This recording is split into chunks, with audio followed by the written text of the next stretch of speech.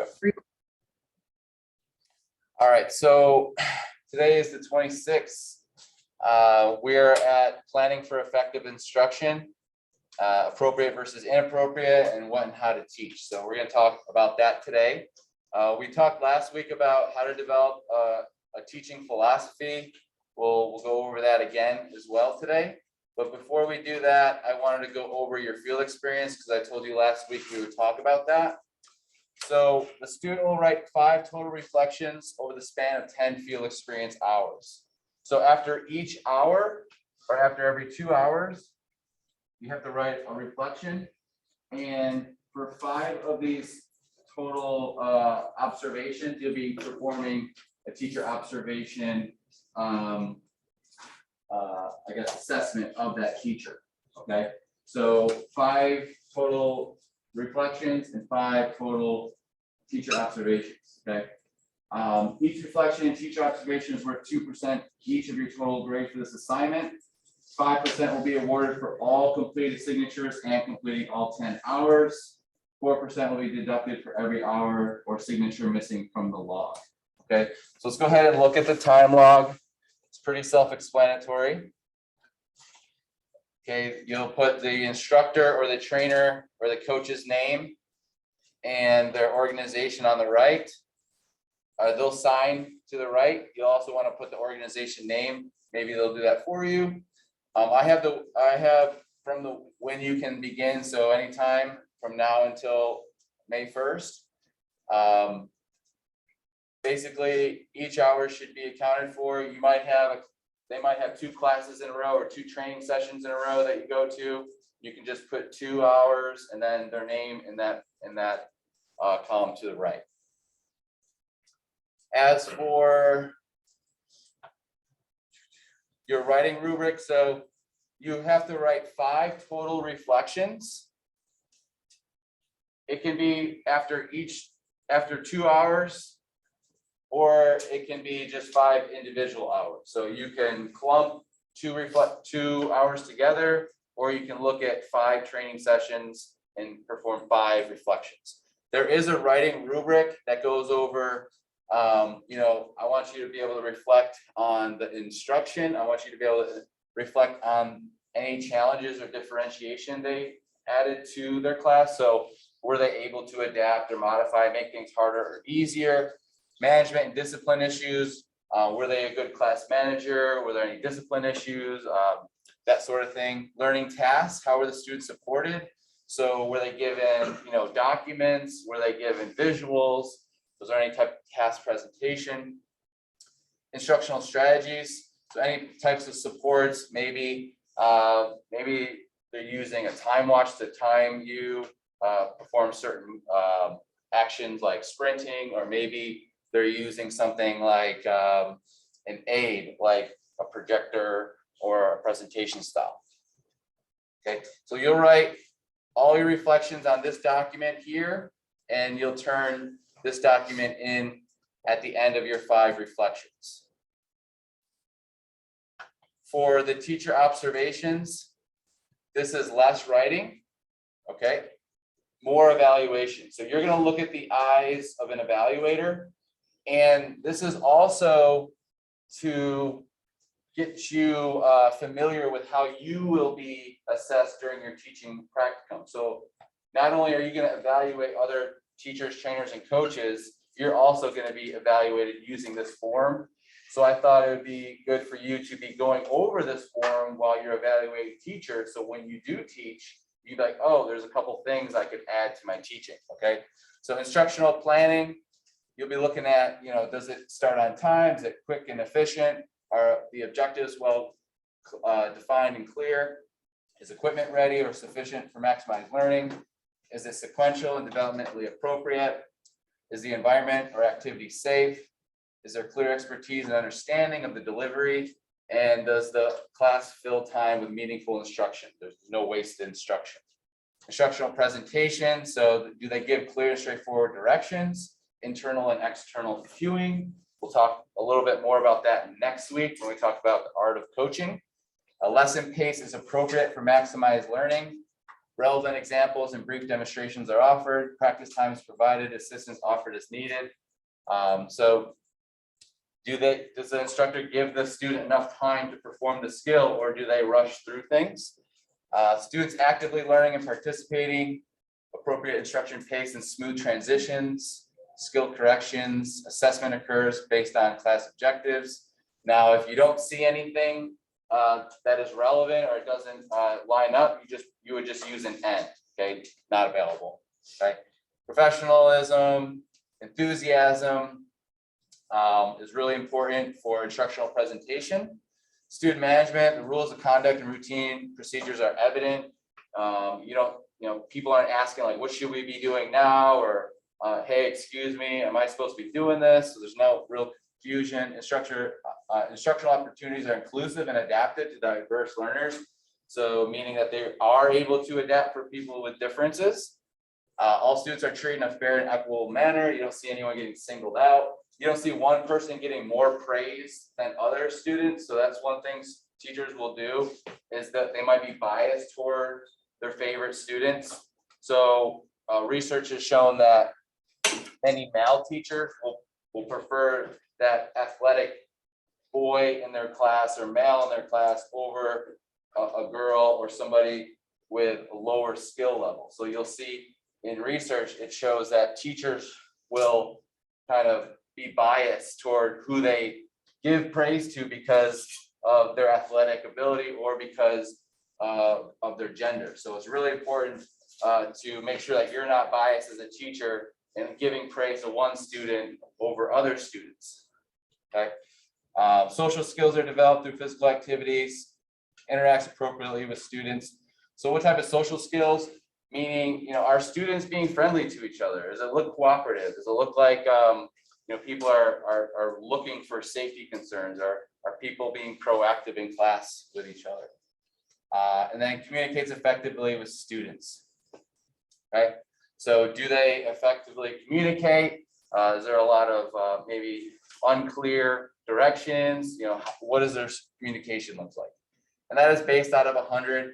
You'll perform 5 of these, and then there's 2 questions after. What are the strengths of the activity, lesson, or instructor?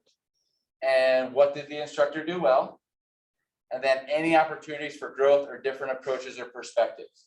Now, it doesn't have to be a critique to where you say, oh, I don't think they should do this. You could just say, hey, maybe they should add in a smoother transition at the end, or maybe they should have a better closure, or maybe their introduction or induction was a little rushed and people didn't understand the objective. So giving your own 2 cents basically. So here's your second one, third one, fourth one, and fifth one. So both of these documents have all the reflections and teacher observations on them. You won't have to print those out. These should be digitally sent in. As for the time log, you can take a picture of the time log when you turn that in, because some people will be like, well, if you don't have a scanner, you can just take a picture of that time log, okay, if you can't get it scanned. And that's how you're going to turn all 3 of these documents together. Should be a total of 11 documents. So you got 5 reflections, 5 teacher observations, and then 1 time log. So that's 11 total documents for this assignment. And that is worth 25% of your total grade, because that is your lab practicum. You're going out and you're doing your own field experiences in your own locations, and everyone has different preferences. Any questions on the field experience? Where you can go, what are your options? Any questions? So let's say that you only go to the rec, and you do your 10 hours of the recs. 5 of those hours will be the reflections, and then the other 5 will be teacher observations. So you go to the rec center, you go to 10 yoga classes. At least 5 of those yoga classes should have reflections, or you could write a reflection after every 2 classes. The teacher observation should be for 1 class at a time. You can't join those together. If you do double up on reflection, you have less than 1. Good question. So if you you're going to have 5 total reflections. You would double up on a class. So it would be 2 classes, would be 1 reflection. Okay, so that's the field experience assignment. And you have until May 1st to get 10 total hours. Again, you can go to the rec center, you can go to any of your favorite studios or fitness centers. If there's any trainers or coaches, any of the coaches here on campus that you want to observe, or if there's any opportunities that you're like, hey, this would be a good opportunity to meet so-and-so at this local fitness center and see if I can watch them because I really like the way they train, or I like the way that they teach or coach. So this is an opportunity to get you kind of set up to where you want to go, as opposed to me saying, all right, we're all going to go to O2 Fitness. We're all going to do the same thing. Okay, so we should all have a good amount of experience to be able to share with each other in class. All right. So if we have more questions about that, you can always see me after class or email me about field experience. Syllabus, any questions about the syllabus? I will be going over basically everything you see in the schedule. If anything ever changes, I'll let you know. If I add anything, I'll let you know. But nothing looks like it's going to change yet. As far as your groups, when will we be creating your groups? I was planning on doing that next week, either in lab or lecture. Probably start in lab to see what you're thinking and then try to complete by next week to know what groups you're going to be in. So, yes. It says midterm on February 2nd. Mhm. Is that supposed to be the 28th?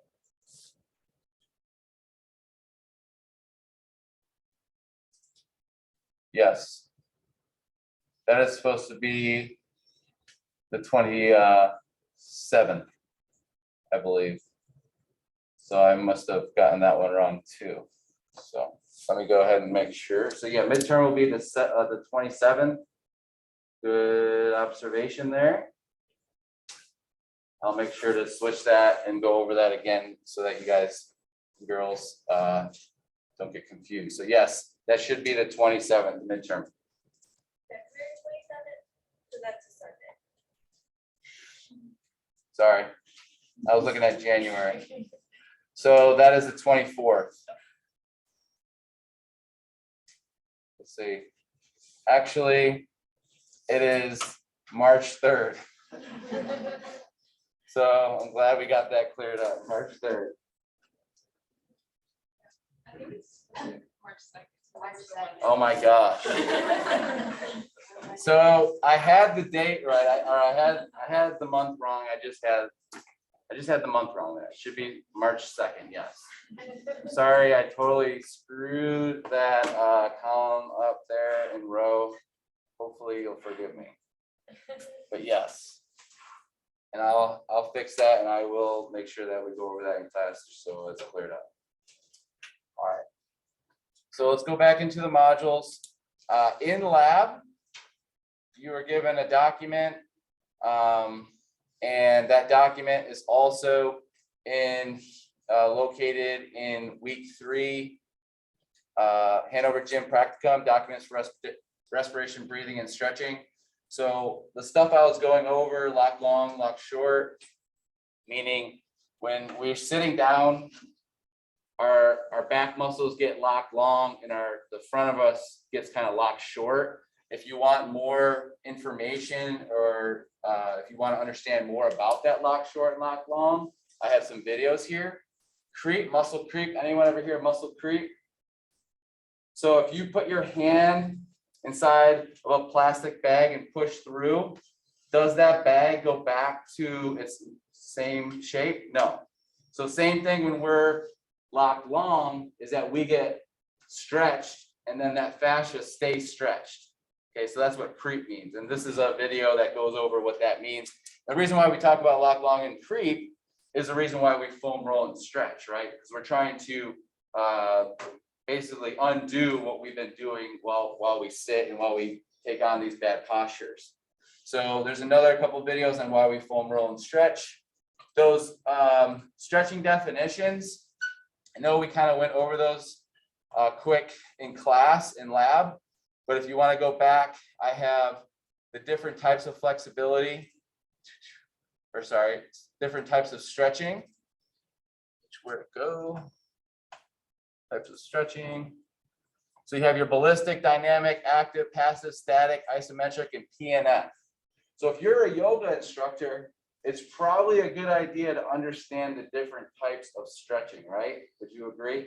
Because that's basically what we're doing on the mat. We're dynamically stretching, meaning we're moving while we stretch. We're static stretching. We're passive stretching. We can add in isometric, active, and PNF stretching. We might do it, but we might not even know we're doing it. So it's important to know what we're doing when we're teaching flexibility training, because that's what yoga is for the most part. Yes, there's the breathing and meditation, mindful part, but most people go to yoga class because they want to become more flexible. So in order to increase flexibility and range of motion, we have to understand the different ways to become flexible. And we have to also understand that passive stretching is not the best way to increase range of motion. PNF is. Okay, active and isometric are a little bit better than passive. Static is better than passive. Okay, ballistic, what do we need to know about ballistic is probably that's the riskiest type of stretching. Okay, that's going to the end range and bouncing a little bit, and you need to be primed and ready to do stuff like that a little bit more so than say passive or static stretching. Okay. Any questions on any of the different types of stretching that you want to go over? So active stretching would be, go ahead and do a bicep, squeeze your bicep. So this is be an active stretch for what? The tricep. So if I go like this, and I pull my hip flexor into hip flexion, what is the agonist muscle that would be stretched? Okay, so I'm using my hip flexor, so my hamstring and my glutes, which are my extenders, right? If I squeeze into extension, I'm going to stretch the antagonist, which would be the hip flexor. So that's one way to increase range of motion. PNF stretching, that's going to your end range. Let's just say it's, I'm putting my foot here. I'm stretching, passive stretch, doing nothing. Static stretch, going to my end range. Isometric stretch, I'm squeezing my entire muscle. PNF stretch, I am pushing down into this desk, and then I'm relaxing. Pushing down, relaxing, okay? And then I might increase the height for PNF and go to a more range of motion and a harder degree of isometric, what we call that. You can call that progressive angular isometric loading. If I am progressively trying to go down, regressive angular isometric would be going the opposite way, focusing on squeezing my quad in that position to release my hamstring. Okay, so that would be PNF stretching. Again, if you want to go over more in detail, it's nothing that will be, part of your, I'm not sure I'll have too much on that in your midterm that you have to absolutely know, but I want you to know that there are different types of stretching, and I know a lot of you all participate in yoga, so it'd be good to know what types of stretches you're performing in class. Okay, so other than that, the worksheets, it goes over that open and closed scissor posture, and then I have a stretching exercise packet, which goes over the anatomy and physiology, function and purpose of some of those stretches that we were performing the other day. So this is just for your interest if you're interested in it. If you're not interested, then you don't have to worry about it. I just like to give a lot more resources than you may need, just in case you're interested in learning more about the different activities that we perform. Okay. All right. So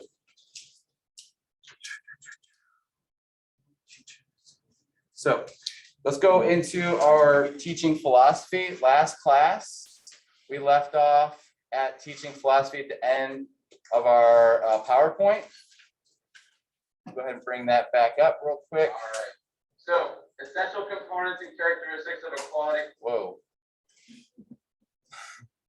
That was not it. That was the actual video. So if you weren't here, watch the video.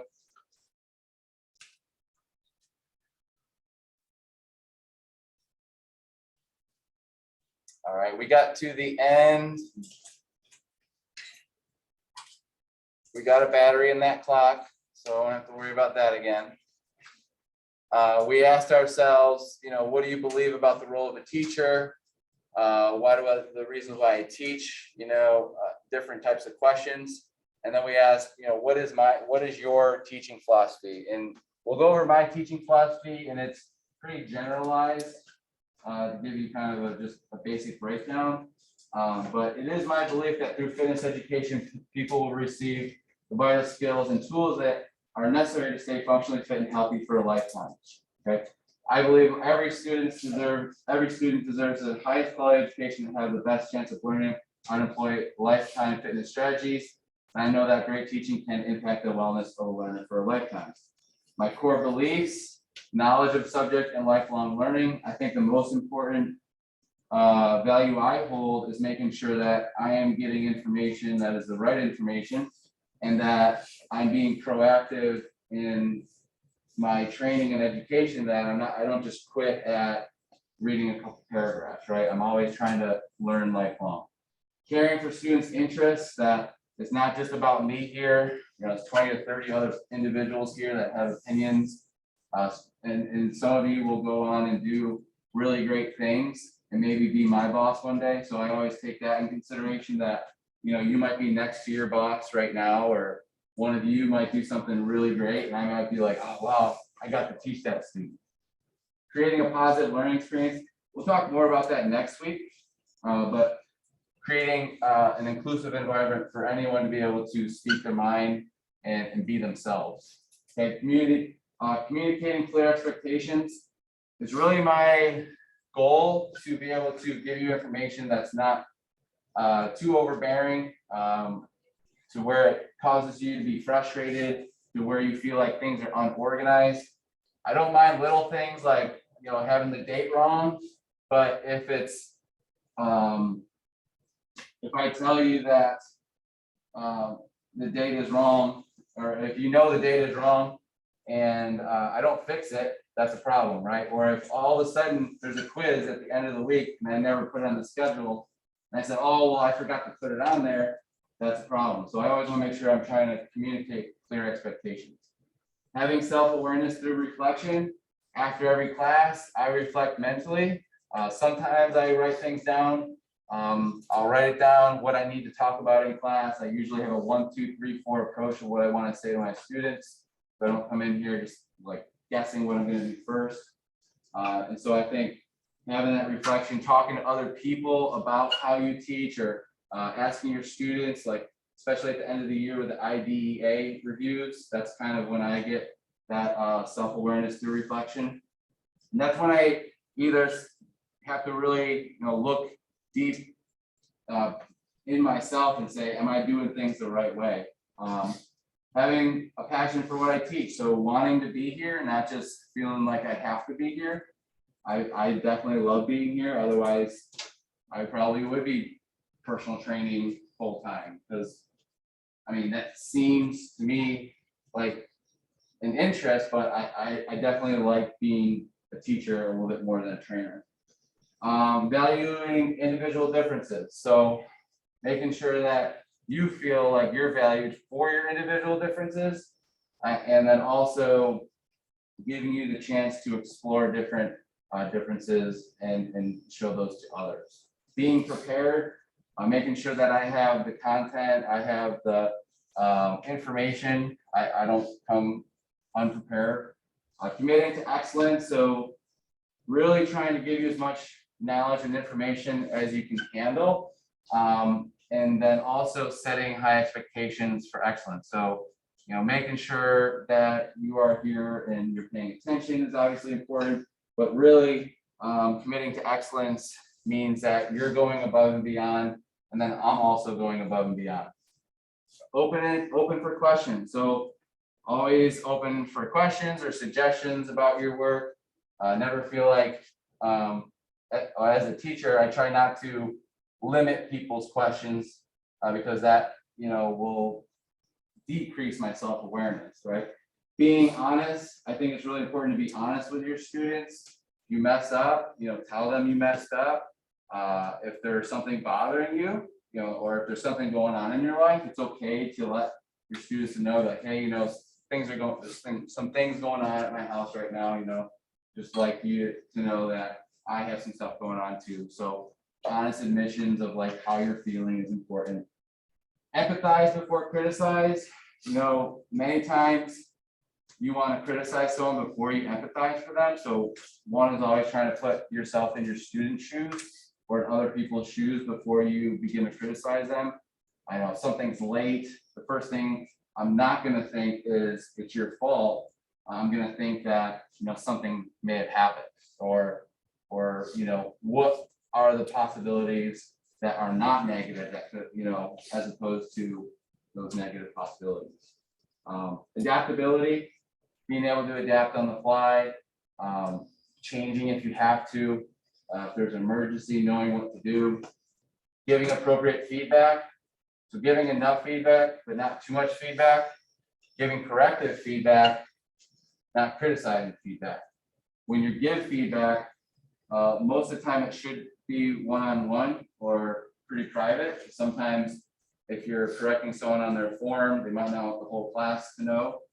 And then having that enthusiasm. And enthusiasm doesn't have to necessarily mean you're smiling and you're jumping around the class. It just means that you have to have a little bit of life in you or with itness as a teacher, okay? So let's go ahead and look at some of your teaching philosophies. And we have created this sheet. And we'll start with Bailey. I know that a lot of that is written down. You can read it to us, or you can just tell us about your teaching philosophy.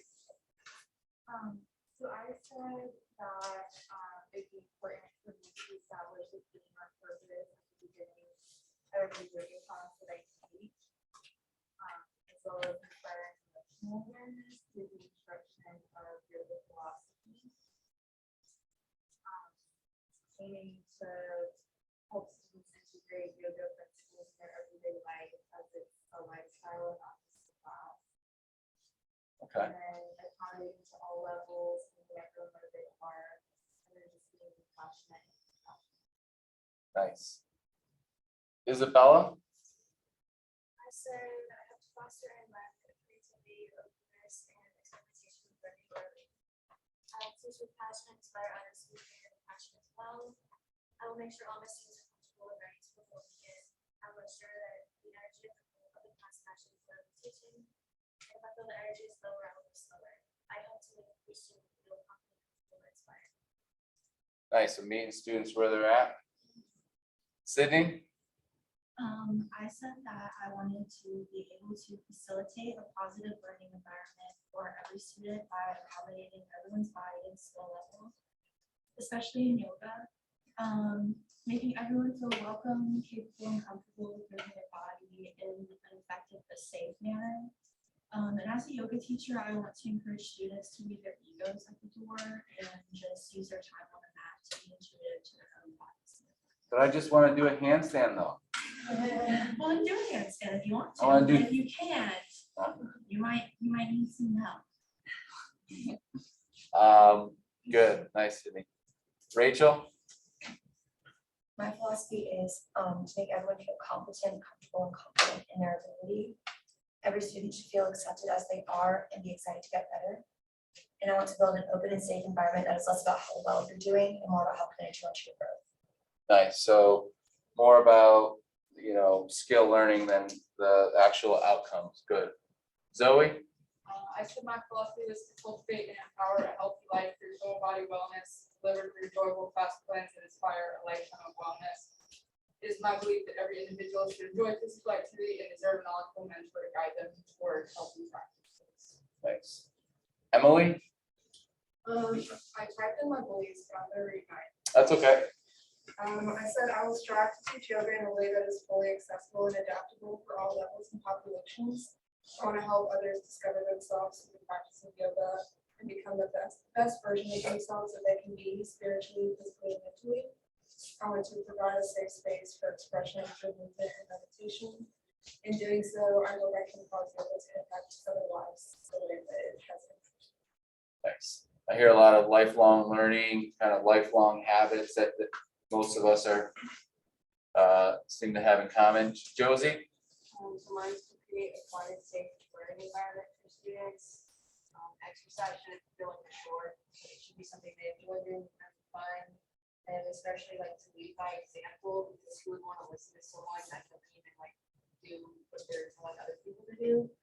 And then physical education is not only about the physical outcome aspect, it should be their mental aspect too, to feel overall like more confident, feel good about themselves in all areas of their life. Nice. So connecting the mind and body, and just encouraging lead by example. That's a really good characteristic. Obviously, if you're your teacher, you see them, you know, doing exactly what they tell you, right? You know, I mean, if you were to go in and look at my life and see how I worked out and what I ate, you would expect for me to have, you know, at least a healthy or semi-healthy diet, and you'd probably expect me to take care of my body as well.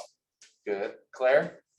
So for mine, I have a lot of emphasis on sustainability. So I think it's really important to teach students skills that they can take with them throughout their life and figure out what they enjoy about physical activity, and it can be sustainable for a while. Like, I don't really like things that you go really hard for a long time and then you kind of like stop. So I wanted to give them a way to incorporate physical activity throughout their life. And I think it's important to have physical activity serve more than just their body. And a way to do that is to meet students where they're at and be openly communicative with them and have them reciprocate that communication back to me. And what types of physical activities you think might not be lifelong, or what are some things you think people get into and aren't sustainable? Josie, go ahead. Oh, were you gonna answer that? To say like the diet can do like the 75 hard type Yep. thing. Yeah, Everyone does that and afterwards it's done. exactly. It's kind of stuff like that, or also some people will do HIIT because HIIT is really exhausting. And I feel like a lot of people will do it like 5 times a week for like 3 months and then they kind of stop. Right. And then they lose all the progress that they made when they did that. Right. Burnout. Yep. Yeah, they burn out. So a lot of it has to do with like mental and diet and your physical activity. So it's kind of like a big Right. circle. Yeah, mental is, you know, do I feel good about myself? No, I need to get in shape. I need to lose weight as quick as possible. I need to go do P90X, or I need to go CrossFit. I need to just burn calories, right?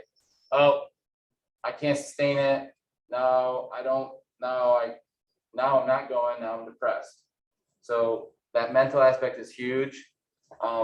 Yeah, and things like high intensity interval training, one, are scientifically proven to, you know, not increase physiological positive adaptations. And 2, your body needs rest from working out. I don't know if you've ever heard the minimal effective dose goes a long way with professional athletes. The Buffalo Bills, they didn't go to the Super Bowl this year, but they did go to the divisional playoffs. They had they had 3 major injuries all year.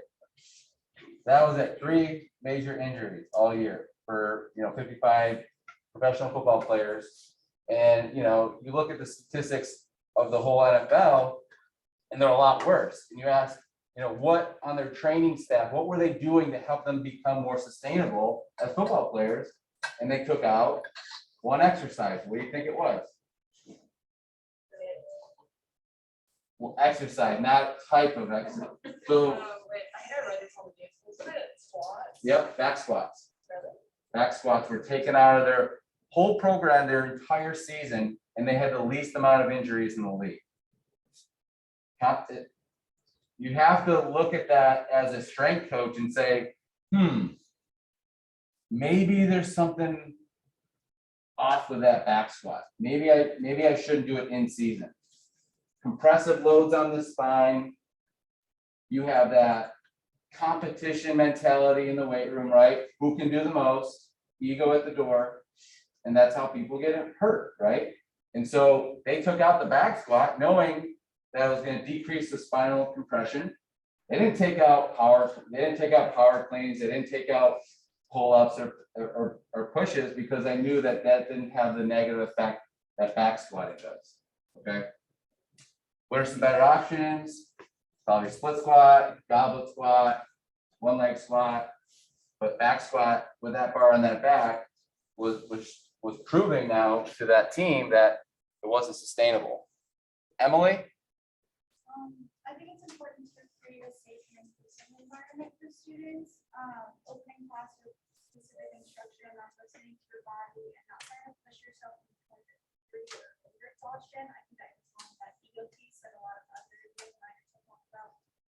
Encouraging my students to have fun and enjoy whatever I may be teaching, and then especially giving clear and concise instruction to decrease misunderstanding and increase confidence. Nice. Yeah, because if students have that misunderstanding, they're not going to have that confidence of what they're supposed to do, right? Anthony? Yeah, I was pretty short and simple, pretty others, but I said we all can elevate to the level where we can help others, like other people.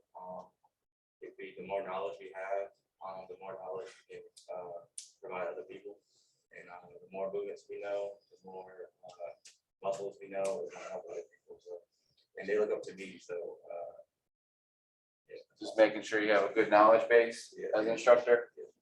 Colby? Talks about with yoga how it's important to have healthy ways to be fitness goals and be stressed so that mind and body connection. And clients deserve a teacher who not only pays attention to each individual client, but also has a high level of training. So that they can take themselves a class and then making sure that it's a positive and welcoming to the style and overall energies. Will enjoy the class and return or continue with whatever they're trying to do. Yeah, if they don't enjoy it, they're not going to come back. Now, it's different for y'all. You'd have to come back, right? College, it's a little different than you training your clients, right? You hurt your client, they're not going to want to come back. You make your client so sore that they can't sit at work the next day. You think they want to come back? Do you think people want to go to the gym when their friend says, "Hey, I just did this crazy workout and I threw up after the workout. You want to come work out with me?" It doesn't sound too fun. I don't think I'm going to come with you. Ashley? I talked about my philosophy when I teach fitness classes, make everyone feel comfortable and confident so they do return to the class. And I like to include options to meet every workout whatever fitness level going on. So I always feel like if you want to kick it up a notch, you can try this, or it's just a little too much. Try this, but I try not to say like, oh, this will make it harder. This will make it easier to make them still feel like doing this. Yep. We call those extensions in physical education. In strength training, we call those progressions and regressions. And in yoga, there's those options or levels like level 1, level 2, option 1, option 2, option 3. And so, if I'm in, if I'm going into the push-up plank position and I notice that some people might not have that upper body strength, I would say, all right, option 1, hands and knees. Option 2, step 1 leg back. Option 3, step the other leg back and hold 10 seconds. Okay. Option 4, if you're really feeling it, I want you to try to hold one arm off the ground. Okay. And so making sure that you are challenging them, because we'll talk about the reason why challenging students is important. Talk about alt PE or academic learning time. Garrett? So yeah, so as a personal trainer and I also coach youth basketball, I feel like my biggest thing to do is motivate and make sure people have my clients or older usually, or the kids have self-efficacy to do better. It's like use like a building block for each session or after practice, stuff like that. And I also mentioned John Wood and how he would say pretty good game strategist, but he also used ways to connect with his players in different ways. Yep. And I also talk about being humble, because I feel like nowadays egos get risen up, not enough teams where egos have negatively impacted team success. Nice. Yep. John Wooden, one of the best teachers of all time. He had think the most college basketball championships. He's got 10. I thought it was 12. Was it 12? But yeah, one of the most winningest coaches ever, got one of the best teachers ever. And when he taught his players in practice, he actually had specific cues for each skill for each player to remember to get them better. So we're not gonna use the same cues of learning for each student. Students come from different backgrounds, and we have to know where they're at in order to be able to communicate with them. Once we know them, we can use certain cues to help them understand things. So if you're a sailor and I give you an analogy about sailing, you're going to understand it. But someone else might not have ever been on a sailboat before. So you might have somebody work up this great analogy that to you sounds really good. You're like, oh yeah, I sail all the time. I understand what he means by sails or whatever. I don't even know what they do on a sailboat. What do? They hoist the sail, and somebody who knows what they do on a sailboat. We don't have any. See, so if I were to bring up an analogy about sailing, you might not understand it. But I know a lot of you are yoga minors in here, so I know that I could think about some things that you would understand in that type of sense. Strength coaches in here, athletes in here, so I understand that you have that functional anatomy background. So I can tell you to drive through hip extension because you'll know what that means, but maybe an adult client who doesn't know anatomy isn't going to know what hip extension is. So you might just say, kick that leg back, right? Instead of saying extend your glutes or extend your hips. It's like extend my hips. Does that go this way? Does it go that way? This way? So it's really important to have that clear communication.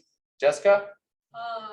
So basically, I just emphasize like having a safe and thoughtful environment that will highlight and really emphasize like having like individual differences and having my students be respectful of other people's choices. Like I know in yoga, you do some of these crazy poses, and like for example in tree, like I do tree, but a lot of times I can't balance for as long as everyone else. So I just wanted my students to be independent and feel comfortable of whatever choice they make and whatever option they take, while still being respectful of others' decisions. And I want to be able to adapt to these differences and be passionate and prepared for myself and my students. Nice.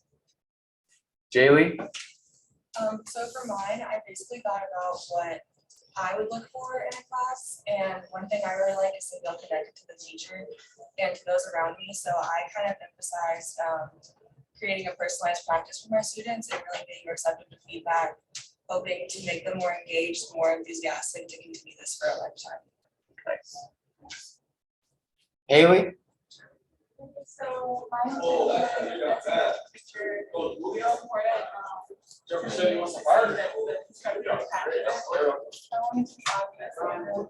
Hold on. Let's start over. I didn't hear you.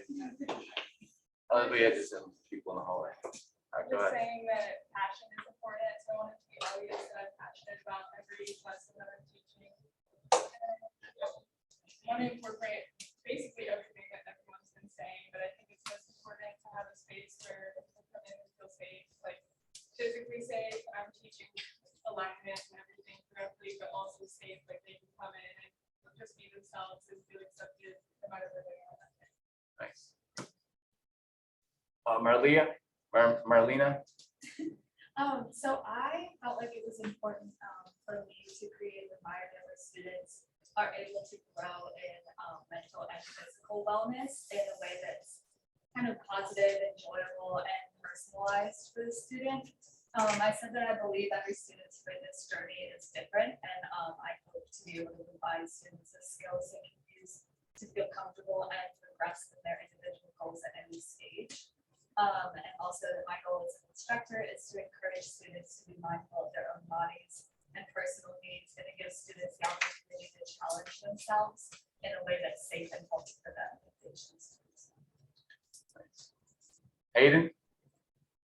I just said you need to have good communication skills, ability to demonstrate, organized, respectful, passionate. All those things. Okay. What one means the most to you? Honestly, I think communication.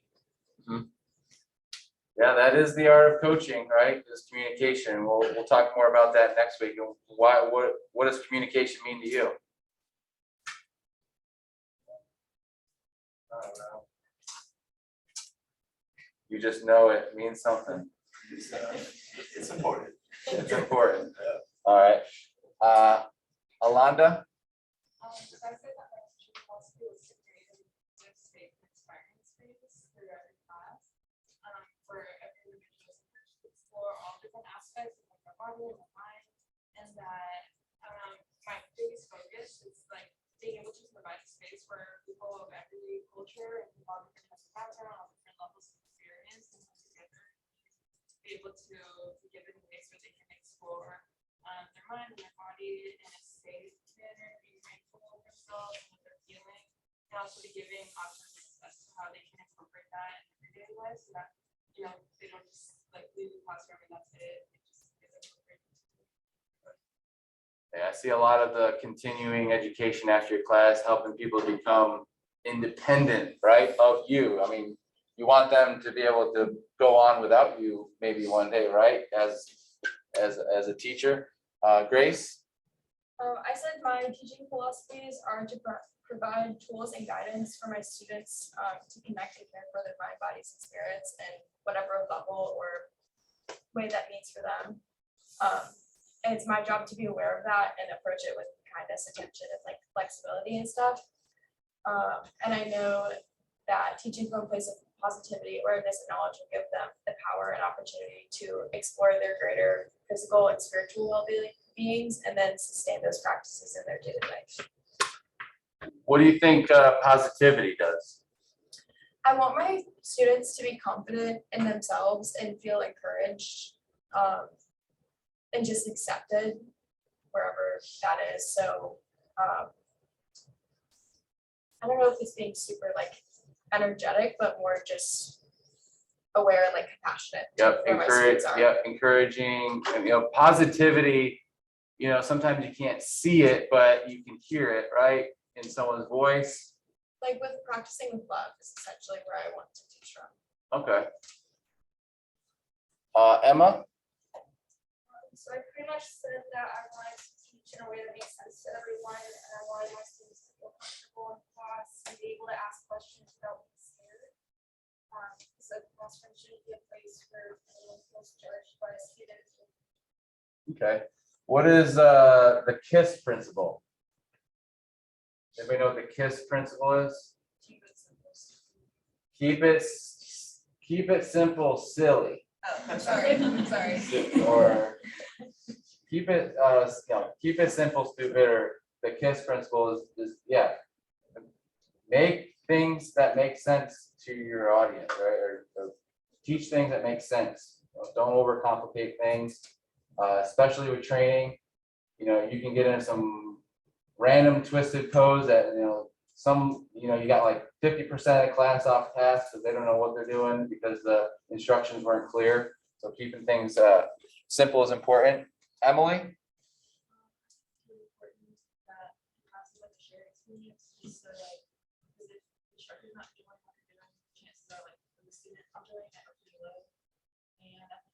think it's important that the student feels able to do whatever they're comfortable with, but also feels like safe enough to try new things.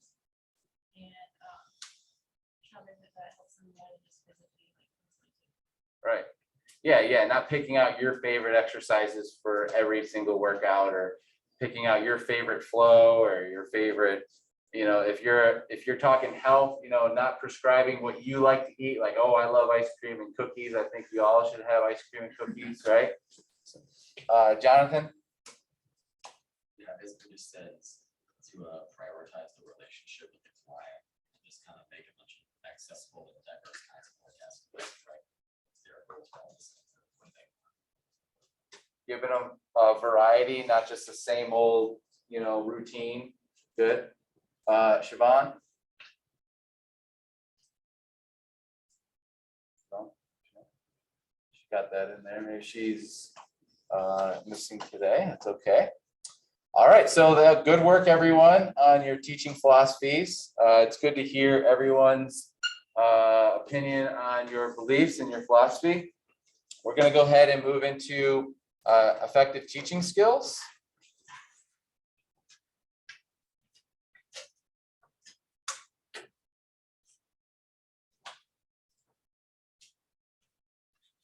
All right, so student learning outcomes. When you teach a lesson, you typically want to tell your students what they're about to learn. That's probably the most important thing. You don't want to leave them guessing, like what are we going to be doing, right? Whether it's a task presentation like this this nice screen here, or if it's a whiteboard you have in your room, or maybe it's just some stuff on the wall that lets them know what's going on. Okay, so today a student TSWBAT, that means the student will be able to discuss their teaching, training, coaching philosophy. We just went over that. Discuss effective teaching strategies and skills related to the in-class scenario. We'll go over that briefly.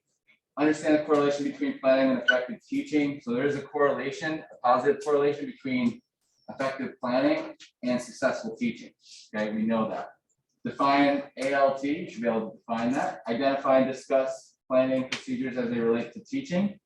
Be able to utilize the links for lesson planning when you perform your lesson plan. So there's going to be some links in this PowerPoint that if when you start planning, you'll be going over these templates. Create a lesson plan recipe for the given field of interest. So I want you to be able to write out maybe a 1 through 5 step plan of how you teach your classes. Introduction to, maybe 2 is static and dynamic stretching, 3 would be whatever. Review the national state standards. Note the difference between inappropriate versus inappropriate, and discuss an effective teaching. Discuss an effective teaching indicator. So you've been employed by Wake County Schools to evaluate their helpful living teachers. They want to know who are the most effective and least effective teachers in their schools. Okay, what will you do? How will you evaluate them? So how are you going to be able to identify an effective or ineffective teacher or trainer? Let's try to go ahead and answer that. So what would be not a characteristic, like do they have passion? What would be some other things that teachers can do to strategize a way to be more of an effective teacher? What are some things you can think of? I think as a yoga teacher, obviously this is before COVID, but going up to students and moving them if they're comfortable with that, or Okay. like I would have a yoga teacher that if you didn't understand how to do something, she would run across the room and then like pose right next to you. Good. Kind of show you how it is instead of just being like, oh, we'll look around, or Right. from across the room saying, oh, do this. She would come over to you and show you how to do it and make you feel comfortable. Right. So that would be called feedback, giving feedback to your students, or checking for understanding. Does that make sense? Give me a thumbs up. Okay, checking for understanding. Does that not make sense? Give me a thumbs, just getting quick understanding, or maybe it's just going over there, tactile assistant or physical assistance. Maybe it's verbal cues that gets them in the right position. What other effective teaching qualities do you think there are besides giving good feedback? I used to have like a trainer that was pushing past my limits, but I didn't believe in myself, they would believe in me. So like when I would think I could do more reps, they would make me do like 5 to 8 more when I said that they knew I couldn't. Okay, so we got motivation in there. That's another topic we will talk about, and that is in your lesson planning template. It says, what are the motivational cues that you're going to use during that exercise or activity, and that's written in the template. Oh, I was just gonna say classroom management. Classroom management, great. Those 3 things that we will be talking about. So y'all are doing great. You must have already looked at the PowerPoint. Just kidding. What else? What else do you think? So effective time management, classroom management, student management. We got giving good feedback, corrective cues. We got motivation and challenges, right? If you're not motivated or challenged, you might not be interested. So good answers. So what are effective teaching skills? there's been 25 years of research in health and PE that have looked at the correlation between successful teaching and effective teaching skills. So when intentional decisions and actions carried out by the teacher before and during class result in the achievement of stated learning goals. So trying to get the individuals to learn by preparing for that lesson, and then also in the midst of that lesson, doing things that help them learn. Identification of teacher and student behaviors that correlate strongly with increased levels of student behavior. These were empirical studies with internal and external validity, and different groups of students concluded that some strategies were better than others. So looking at 25 years of research, they've come up with some different strategies that we'll be talking about. So first, we need to know what correlation is. So that's when a relationship exists between two variables. When a teacher does this, it leads to this. So when teachers plan effectively, it leads to higher learning. When a teacher has better student management or time management skills, it leads to successful learning. When the teacher is motivational, it leads to more successive learning. When the teacher is able to give more feedback or corrective feedback or the right amount of feedback, that is another variable. So there's different variables that increase effective teaching abilities. So when one variable changes, we can predict what will happen to the other variable. So if you don't plan, then you probably won't have a great lesson. Effective teaching skills are those teacher decisions and actions that correlate with higher levels of student learning. So that's what we want. And by doing certain things and getting students to do certain things, teachers increase the possibility of student learning. So our goal as teachers is to increase student learning. Okay, and then here's just an example of students individually learning on their own. Looks like they're just throwing up ultimate frisbee. So what are the effective teaching skills in PE? You should know at least 3 of these. We have 7 categories of related decisions and actions. We talk about planning probably the most in this class because you're going to be planning a lesson plan, and then you're planning another lesson plan, and then you're going to be teaching that lesson plan. It's probably the most important part about this specific class. Time and class management, how you spend your time, and we'll be talking about planning and time today. And then next week we'll be going over more class management, class presentation, communication, instructional information, use of questions, and review of closure. So we're only going to get to 1 and 2 today. Okay. Here's an example of task presentation. Okay. Task presentation and structure is how you present the information. Is it verbal? Is it audio? Is there video? Is there a whiteboard? Okay. Instructional information. So I gave you instructional information online. I gave you all those websites and YouTube videos that you can watch to increase your learning. Use of questions. So asking the right questions to your students, not just how did you do today? Maybe something a little bit more specific. Review and closure. So going over what you did and then also closing that activity with anything you need to talk about.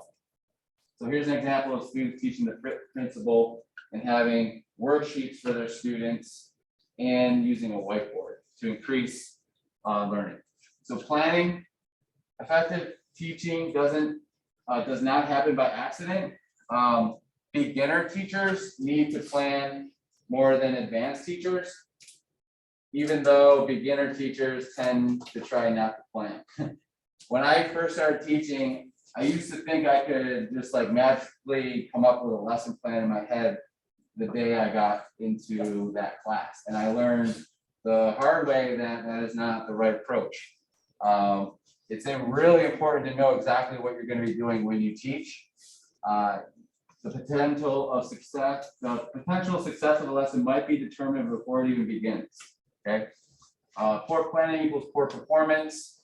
Teachers who are better prepared before class use time and other resources more efficiently, increase appropriate student engagement, and promote higher levels of student learning. So once you master planning and once you understand how to plan, it gets easier, but you also increase the potential for learning in your classrooms the better planner you are. So written preparation is not always necessary for experienced teachers, but is usually for beginner teachers. So I could probably go in an elementary, middle, or high school right now and teach almost any sport or skill or activity and feel very confident without any lesson plans. A beginner teacher, I would never advise that, okay? I would make sure that they had a lesson plan because I want to read it. Because I want to make sure that the students, don't get hurt. There could be some legal liabilities with their lesson plan that we have to look at as administrators. So the advanced teacher might not have lesson plans. Like you might go to a high school now and ask the phys ed teacher, like, hey, can I see your lesson plans? They're like, I don't plan lessons. And that might be because the administration doesn't examine their lesson plan, so they don't grade them. But why are lesson plans important? We'll talk about the legality of that in a little bit. Planning. So you'll be creating a unit and lesson plan. The unit plan will be 3 lesson plans and the scope and sequence of the units that you're going to be teaching. So we'll go over that in a different class. I have a whole lecture just for unit and lesson planning, so it's nothing that you have to think too much about right now. But really, you need to understand that it should contain your learning goals and objectives. So what are they going to learn? What do you want them to be able to perform or do or know or say to each other? So we have our affective, cognitive, and psychomotor domains. Physical education is the only curriculum that emphasizes all 3 learning domains in the Bloom's taxonomy of learning. So if you don't know about the taxonomy of learning, Bloom's devised a system of cognitive, affective, and psychomotor domains that help teachers take from each domain of learning to improve student learning outcomes. So something that would be a cognitive learning goal would be, can the student define ALT, which is academic learning time? Or can the student, or does the student know or understand the cues for a certain yoga pose? Can they reiterate them back to you? An affective objective would be, how do people present themselves in a social manner? Are they safe? Do they give each other encouragement? Are they positive? So your attitude and your feelings is another way we can assess our students. And then also, obviously, psychomotor domain is all of our motor skills that we teach our students. And how do we usually assess those? Sometimes it's in the use of rubrics. So it might be the squat exercise, and I might have a rubric that says 3, 2, 1. A 3, you get a 3 if your heels don't come off the ground, your heels stay down. You get a 3 if your knees don't cave inward. You get a 3 if your back stays straight. You get a 3 if your spine stays neutral on the way down. You get a 2 if the heels come off the ground or the knees slightly cave in. You get a 1 if maybe the back falls forward, the knees cave in, the heels go off the ground. So you have to be able to assess, hey, are they a 3, 2, or 1 of the tree pose? Are they a 3, 2, 1 of this? Because if I know that information, if I see 80% of the people are at 3, I see a couple people at 2s and 1s, I might be hanging out with the 2s and 1s a little bit, maybe more of the 1s than the 2s and more of the 2s and the 3s, right? So you want to kind of have a rubric at least for each exercise that you perform, or have some cues in your mind that you're looking for, like downward dog. I want those heels down, I want those hips high, I want the head through the shoulders, head relaxed. Okay, when I'm doing a lunge, I want to make sure that they have the balance, that they're not maybe going on the outside of their foot when they land. Okay, maybe looking at say when you're jumping, when you take off and land, that your knees don't cave in or have that knee valgus. Okay, so it's really important to understand what you're teaching and how to assess it. And those are the student learning goals and objectives. Managerial plan. So managerial plan would be able to, plan for your transitions, planning for any type of adaptations you may need or have to perform. It could be just managing your space and environment. Task presentation, that can be verbal, that can be audio, video. Task presentation is more for classrooms than it is for like your fitness environment. But if you are in the fitness environment, maybe you have their monitors, like Orange Theory, they have their heart rate monitors on their wrists and then, or their chest, and then you see the heart rate on a screen. So that would be a way of having task presentation, okay? Activities and cues. So all the activities should have cues of learning, like we talked about. You know, there should be intrinsic and extrinsic cues. Intrinsic could be, you know, drag the foot through the floor. Extrinsic cues could be pretend that you're trying to rip the rug from out underneath you, okay? So in Warrior 3, I might say, all right, you're gonna stand on your left foot. You're going to reach forward with both arms as you extend your opposite leg back. Those would be all intrinsic cues. Now I might say, all right, I want you to stand on one leg. I want you to pretend that you're getting pulled apart by two giant octopus in the ocean. And so you might be like, oh, I'm getting pulled apart, you know, and you're thinking of your body getting pulled apart or getting long. Okay, so that would be intrinsic and extrinsic cues. You want to be able to do both. The research has shown that extrinsic cues are more beneficial than intrinsic cues. So saying like extend your glutes is not as worthwhile as maybe saying you're gonna pretend that you're trying to touch your foot to the wall behind you. Okay, looking outward. Transition information and grouping information. Sometimes you'll have to group your students up, and how you group them is important. Sometimes you want to look at skill as opposed to gender if you're going to group. Differentiation techniques and extensions. So those are the extensions, like progressions and regressions, are making things easier or making things harder. Motivational techniques and challenges, you definitely want to have those in your lesson plan.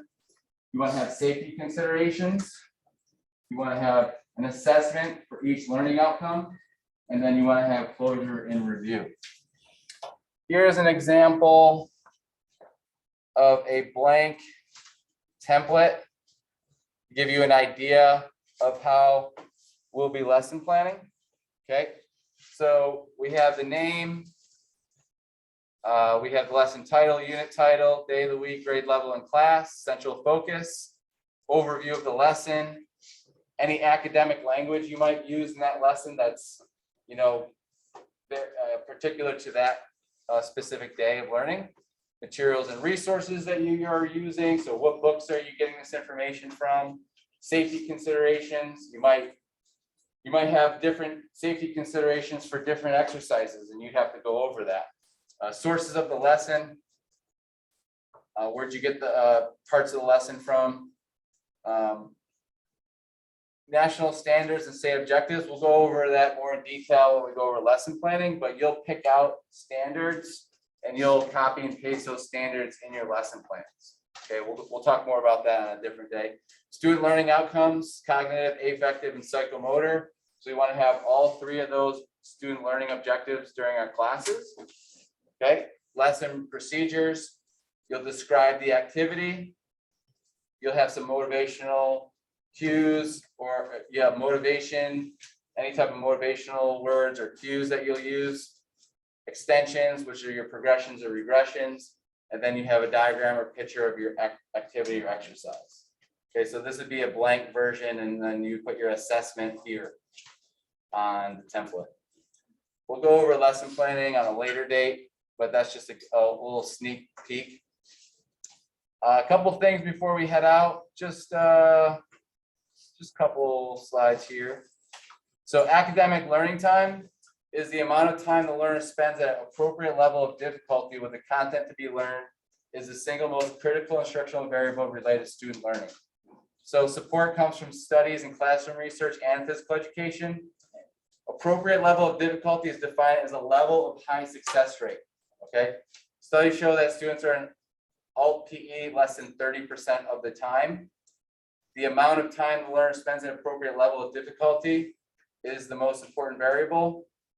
Looks like that was twice. In general, the teacher will want to have maximal activity time, but there are times when the following should be considered. Time working on a good learning environment is time well spent. Teaching routines will actually increase practice time in later lessons. Teachers will spend more time in instruction for certain activities or at the new start of a unit. Safety, stopping play if necessary, explaining the rules again if needed. Effective and cognitive goals may require student interacting, okay?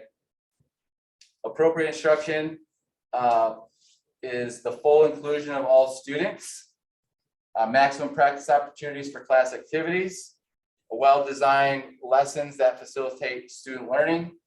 Out-of-class assignments that support student learning and practice, that establish lifelong habits. No use of physical activity as punishment. So we don't use physical activity as punishment in PE, or we try not to. And use of regular assessments to monitor, reinforce, and plan for student learning. Assessment lets the student know it's important to learn. So we'll talk a little bit more about these standards. We'll get into the recipes of each workout or discipline. So I have an example of power yoga lesson plan. I have an example of sport education lesson plan. And I have an example of functional strength and conditioning. And basically it just goes over a review of what I would go over in a lesson plan.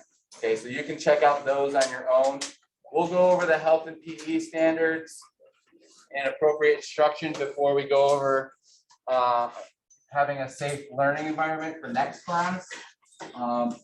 Next lecture, sorry. So we will meet on Monday in the lab or Hanover gym, and we'll be going over motor control and dynamic warm-up.